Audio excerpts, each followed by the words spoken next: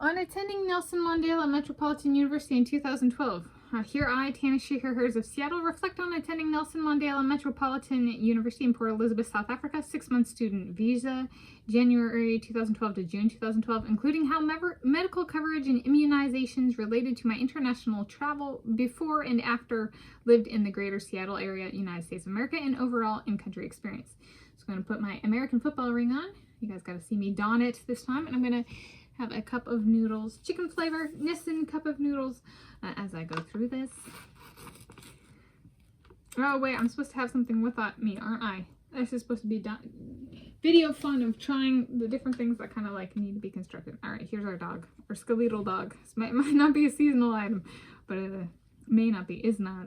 Well, so at least currently, so when I'm filming this on Tuesday, 23 September 2025. All right, so immunizations and medical coverage. There was a base requirement of medical coverage, but there was an international medical coverage required. So I did actually have to purchase my own international medical insurance, which was different from my normal medical insurance. I might even have me medical card somewhere in a box. I might still have that.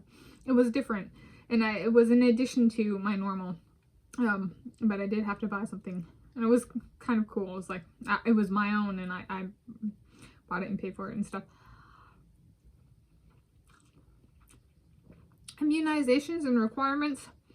So there were a few required. Tuberculosis testing and malaria was required, and then yellow fever was required if I went to certain countries, but since I wasn't signed up for certain countries, I didn't have to get it before I went, but I did have to get it within South Africa when I went to Zambia and Zimbabwe and Botswana. That was my list because I stayed on top of my immunizations. I had tetanus, I had polio, I had measles, mumps, and rubella. I had meningitis. All of those immunizations I had gotten. So if someone hadn't been on top of their medical immunizations, they might have had a longer list. Within Africa, I was allowed certain things with my medical insurance. I didn't actually go, aside from getting the yellow fever immunization in country, I didn't actually go to the doctor. It was only 6 months student visa. But there was an on-campus medical clinic that some people used. And they even had like STD testing, sexually transmitted disease. I did not utilize that service. So, and then there was also travel restrictions. So there was immunizations, but there was also, like when I border crossed into Botswana, they actually had like medical restrictions at the border for like, please clean, this is a medical safety practice at the border.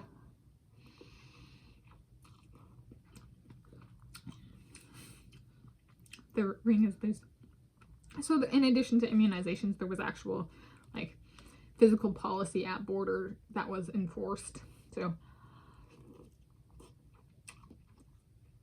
that's a situation in which I was provided for. Is there an example situation where someone did not provide for me? Sure. So let's say somebody owns an Airbnb or VRBO and they have an electric vehicle charging station. And the cost of the electricity is wrapped into the price of the room. So the people who stay pay for the electricity for the electrical vehicle charging. I own a gas guzzler that I love, and I love that it guzzles gas. Gases. I have a Bachelor of Science in Geology and Geophysics with a minor in Mathematics, specialty in mineralogy, and like including environments where rare earth minerals are produced, which are used in electric cars, and they are far less renewable than oil and gas. So I go and stay with my electric vehicle that it is not, with my gas guzzler. Even if the price of the room were free, the people did not provide for me. Right, they only provided for electric vehicle owners. So it's a huge soft spot. They love them. It's their favorite. An example would be Trader Joe's. They have electric vehicle charging stations, and they don't have gas fueling stations.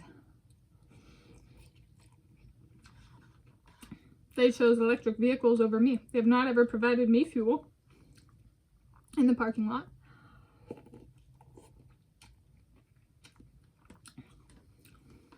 So that's a simple one. They chose electric vehicles instead of me. And even if they were to choose me later, they still chose electric vehicles before me. It was not their number one. Africa provided for me. Man, things are backwards in the United States of America, aren't they? Well, it's mostly invasives at the top, so. Might actually get it right. It's ruled by us Native Americans. Anyway, on attending Nelson Mandela Metropolitan University in 2012, I chose the medical angle because a lot of people are too afraid of the medical angle of Africa to even go.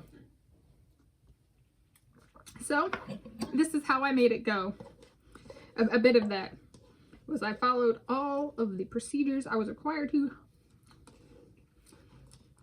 Meningitis was even a optional immunization that I got before, and kind of unrelated, but it was like, you know, they got a lot of stuff in Africa that they don't even have immunizations for.